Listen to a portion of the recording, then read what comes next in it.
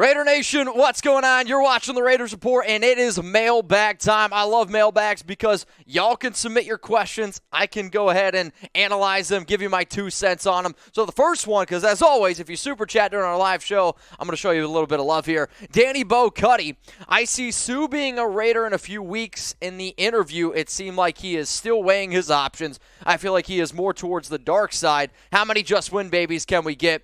I'm going to say 2 just win babies. To me, from what I've heard, it's a 2-team race. It's the Minnesota Vikings. It's the Las Vegas Raiders. There was a chance that I thought Cleveland could be in the mix for him as well because they need some defensive tackle help. But a lot of times when you talk about big-name free agents, dominoes start to fall. Akeem Hicks, he signed. Then Larry O just signed with the Steelers on Tuesday. So I believe Ndamukong knows that he's one of the top guys out there. There's going to be a lot of teams coming out for him. But from what I heard, Raiders, Vikings, those are the top 2 teams. Let's go to the next super chat coming in from Daniel Caps Keenan. Suh on ESPN Live last 2 days and wants to go to Vegas. Come on, Mitch. Use your connections to get Suh on the team. Raiders! So, I talked about this morning, and I actually talked about it a little bit yesterday, and I've been talking about Suh going to the Raiders for months at this point. But you're right. When Suh was asked whether or not he wanted to go to the Raiders, he grinned. He was also repping a silver and black coat. Now, sure, it's middle of June. I might be reading into this a little bit too much. But if you watch that interview, you can't tell me that he's not sitting there at least a little bit excited of the idea. And he also said the word interesting, and I can't think of the exact quote. Interesting opportunity. Thank you, Sam. Interesting opportunity. To me, that says that the Raiders have already reached out, which I know they have, but it still hasn't happened yet. So I'm sitting there waiting for it to happen as well. All right, y'all. So remember, hashtag Raiders, or you can super chat. Let's go to the next question here. What up, OG Bloodstain? Sign OBJ or Julio on a 1-year deal. If I have to pick, I'm going to take OBJ simply because both of these players have been banged up. Yes, Odell tore his ACL, but Julio over the past 2 seasons missed 14 games. Father Time is catching up. If you were to tell me out of any receiver that's still a free agent, I think Cole Beasley right now might be one of the most intriguing options because of his fit in a Josh McDaniels system next to Hunter Renfrow, a route assassin. But one name to not sleep on, there's a good chance that the New England Patriots end up moving on from Nelson Aguilar, and if that happens, I would be shocked if the Raiders don't at least pick up the phone and say, hey, Nelson, you want to try to run it back here in Vegas? We got Corey Peters. You're next up here on the Raiders Report. Why haven't the Raiders signed Darius Philon? I think there's a handful of reasons. Well, first, the Raiders brought him in on a visit, and usually when you bring in a player on a visit and they leave without signing, it's either A, there was a disagreement in a contract, or B, sometimes the medical doesn't check out. The fact that Philon, we'll say, injured himself week 18 with a patellar injury, which is not a good injury whatsoever, especially for a defensive tackle. To me, I don't think the Raiders are 100% confident that Philon is healthy. On top of that, every time Philon has not been on a defense coached by Gus Bradley, he hasn't been very good. It's really as simple as that. So how about this, y'all? I got a random question for everyone who's coming across this Raiders mailbag, and shout out to the 600 people watching. If you're having a good day, please like the video. How many games will the Raiders win this upcoming season? Because when I did my initial Raiders season projection, I had 10 wins, and I was hoping that there'd be a few more big-time signings that maybe got that 10 wins to 11, maybe even 12. But I'm still sitting here with the current Raiders roster at 10 wins, but y'all let me know how many wins for the Silver and Black. Super chat time. Xavier Bradford, priority number 1, Suh. Second Philon signing, both third Raider Nation for life. Unfortunately, I'm going to disagree with you. I do think the Raiders' first priority right now is signing Ndamukong, though there's some people out there that don't think that the Raiders have interest. I'm telling you, the Raiders have interest. And then on top of that, I think it's them going out and trying to find another key piece to the defense. Unfortunately, I don't see Philon being a Raider. I also don't think that the Raiders should do this. There's other defensive tackles out there that are better options, more healthy, and would be better fits for this defense. If it was up to me, I would pick up the phone and I would either call somebody like a Janoris Jenkins, somebody maybe like a Chris Harris Jr., someone who I can put in the back of my secondary, or hell, there's even some halfway decent 3-4 linebackers like a Jamie Collins would be another interesting addition. And, of course, Daryl Williams. Dick So Solid Dixon, you hear it on the table? Did you see that he was messaging Maxx and Jones and said it could be interesting? I think they offered him a contract, but he wants a little bit better. I think he's just weighing out his deals. And, again, I woke up early this morning. I put out a video on the Raiders Report. It was before 10 a.m., and I illustrated everything in there that he talked to Maxx, he talked to Chandler, and if you want to see the entire quote, it is on the Raiders Report from my segment that I put out bright and early on Tuesday. So, but yes, Dick So Solid Dixon, I did see it. And a lot of people saw it too. If you follow me on Instagram, you follow me on Twitter, you guys know where to find me. What up, Raider man? If we sign Suh, or is that different Suh? Is this like your Aunt Sue, or is it Ndamukong? Let me know. We would have the best D-line of football. Do it. Just win, baby. Unfortunately, I'm not going to agree with this. The Raiders' defensive line, I still think is probably not even in the top half. Now, yes, you have two legit edge rushers in Maxx Crosby and Chandler Jones. But your defensive tackle room, I'll say right now, is bottom 5 in the NFL. And even if you add Suh, you have two good edge rushers in Crosby and Jones. But Malcolm Koonce is a question mark. Cleveland Ferrell is a question mark. Tayshaun Bauer is a question mark as far as I'm concerned. And then the guys behind that, yes, I want Neil Farrell Jr. Yes, I want Vernon Butler to be good. I want Matthew Butler to be good. But there is still a lot of question marks. Say it'd be the best D-line of football, definitely pushing it. I would say right now you have the best duo with Chandler and Maxx, but I can't put them even in the top 10 in terms of entire defensive line. So, y'all, I know we do a lot of Raider shows here, but Chat Sports, we're also going to be live for the NBA Draft, so make sure you subscribe to the #1 most watched NBA Draft coverage on YouTube. At the link that you see below, it's youtube.com/chatsportstv. If you enjoy our NFL Draft coverage, you're also going to enjoy our NBA Draft coverage. Why? Not that it's the same thing, but it's very similar. We get the picks way before you see them on TV. We're going to be having a good time. We're going to be having some drinks. Now, I don't know that much about the NBA. I know, spoiler alert, and thank God I don't have to try to pronounce all those names or else that would be just an absolute circus. But we got an awesome team with Harrison Graham, Chase Sr., You might see me taking a few shots. You might see me taking a few drinks. So if you want to drink and party with me, youtube.com/chatsportstv. Let's go to the next one. Coming in here on this Raiders Report mailbag. Is it a good sign that the Raiders haven't met with Williams even after minicamp? Is it a good sign? I'm guessing you're talking about Daryl Williams. To me, is it a good sign? No. Is it a good sign? Yes. I can say no because Daryl Williams is still an upgrade over Alex Leatherwood and Brandon Parker. But I can also make the argument that it could be a good sign that the Raiders like what they see out of Leatherwood. They like what they see out of Parker. And hell, from what I've been told, the offensive line impressed during minicamp and OTAs. And yes, it's, people don't really have pads on, and they're not doing what they need to be able to do. But Carmen Brasillo is a good offensive line coach. I'm going to trust him. I'm going to trust the process of what this organization has done this offseason. And for Daryl, if he was smart, I actually think the longer and longer he waits, the more money he makes because there's not going to be a better right tackle out there or offensive lineman, I think, at this point. We have, is that milk in my eye? What is that? Malikai Winslow. Eddie Goldman is a name you keep mentioning, but is he any good?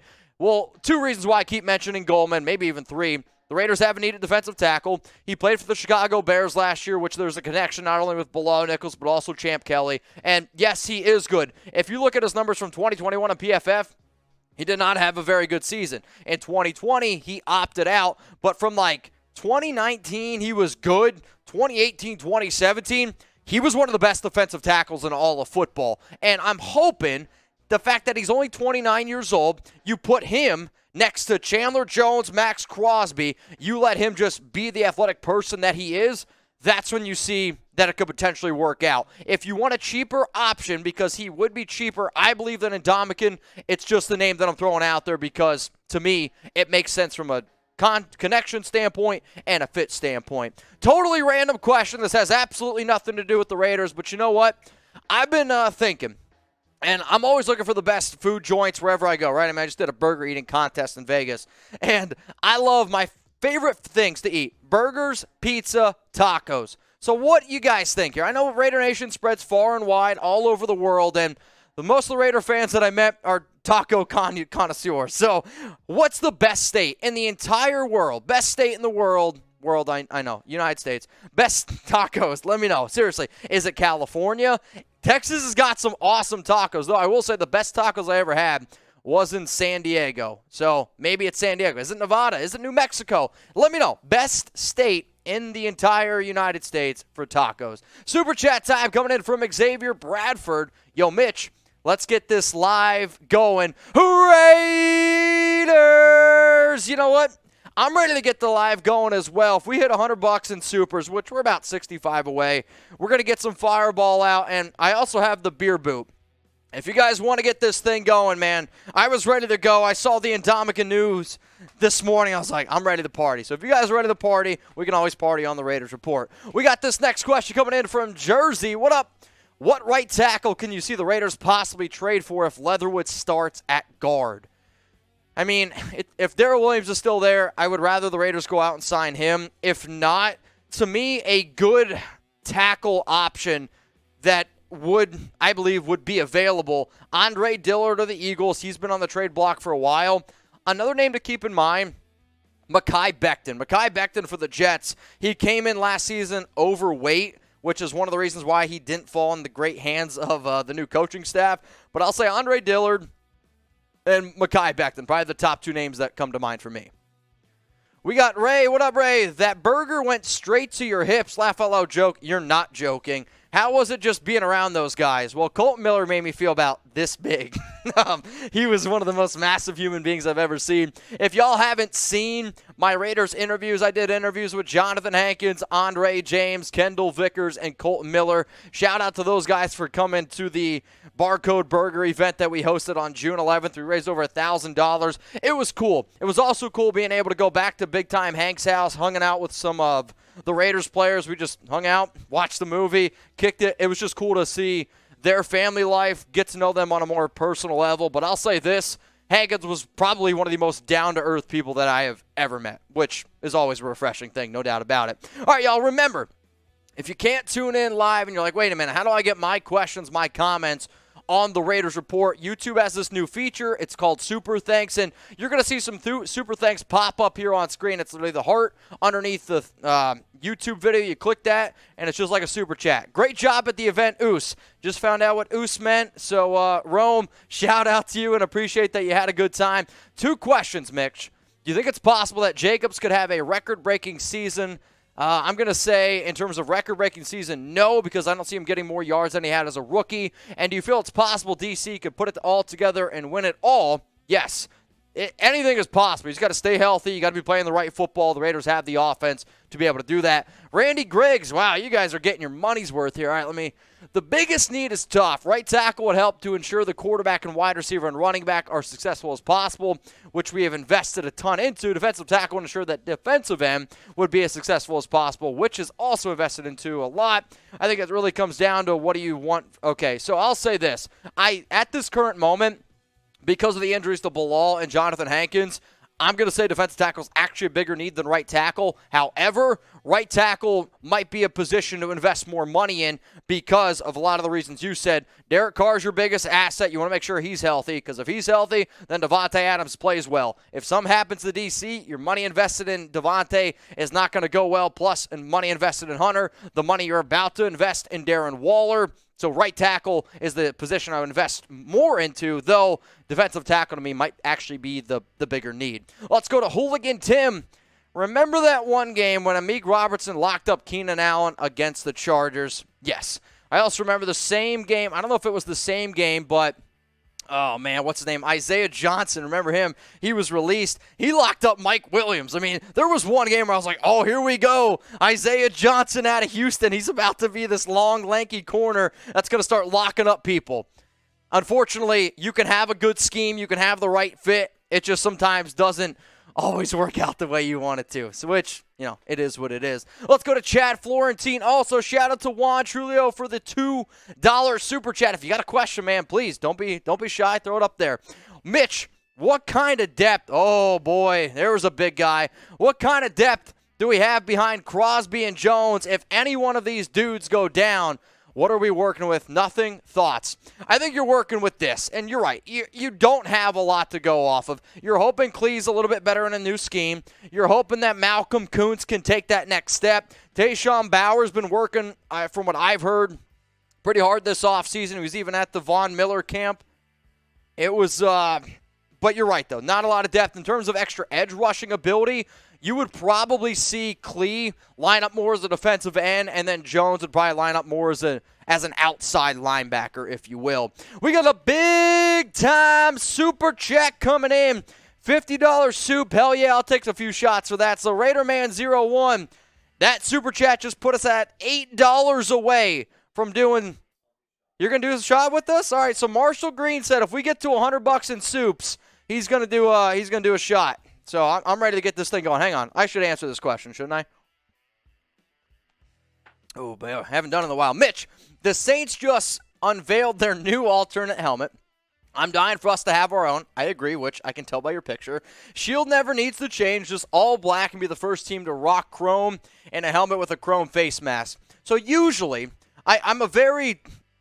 How's a good way to say this? I'm sometimes a bit of a boomer when it comes to, like, if it's not broken, don't fix it, right? And I just feel like that's my baseball background. However, there's not a world where you could tell me that an all-black Raiders uniform wouldn't look good. And I get it. The Raiders have great uniforms already. They do. But they've already also been blessed with the best colors, I think, of sports. Silver and black, that would look clean. It would look mean. And I would be all about an all-black Raiders uniform. If you guys are with me right now, then please like the video. Remember, y'all, you can always hit me up on IG.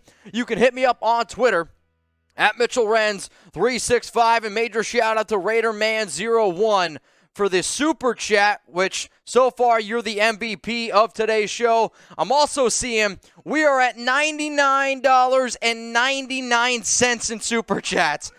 This is unbelievable. If I missed your question, please don't be afraid to slide in my DMs at Mitchell Renz 365.